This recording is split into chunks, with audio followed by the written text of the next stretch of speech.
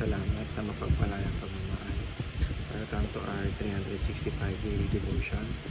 Ako po si Alexander Gomez ng Batch 3. At ang topic po na tatalakay natin ngayon ay the Spirit produces fruit of righteousness.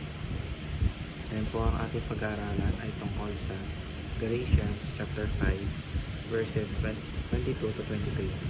At buksan po natin ang ating puso at isip sa magandang salita ng Diyos. Sinasabi dito na, but the fruit of the Spirit is love, joy, peace, forbearance, kindness, goodness, faithfulness, gentleness, and self-control. Against such things there is no law. Or sa Tagalog, subalit ang bunga ng Espiritu ay pag-ibig, kagalakan, kapayapaan, pagtitiyaga, magandahang loob, kabutihan, katapatan, paamuan, at pagpipigil sa sarili. Laban sa mga ito ay walang kautusan. Sinasabi sa verse na ang Espiritu Santo ay nagbibigay sa atin ng mga bagay na kailangan natin sa ating pamumuhay, gaya ng pagmamahal, kasiyahan, kapayapaan, pati maging ang katapatan. Teaching number 1. The fruit of the Spirit is evidence of salvation. Ang mga binibigay ng Espiritu ay higing isang patunay na ang kaligtasan na nagmumula sa Diyos ay totoo sapagkat binibigyan tayo nito ng kapayapaan, kasiyahan at pagmamahal. Teaching number 2. The fruit of the Spirit makes the church attractive.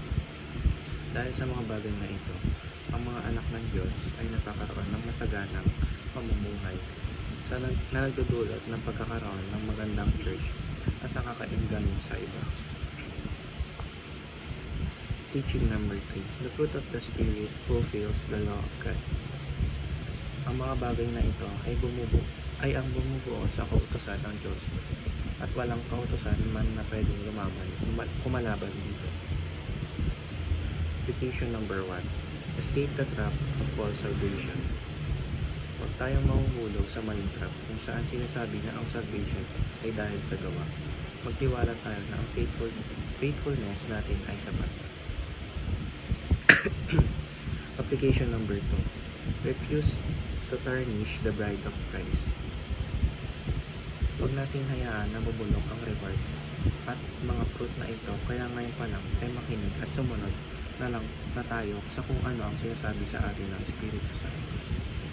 Application number 3. Fulfill the law by bearing the fruit of the Spirit.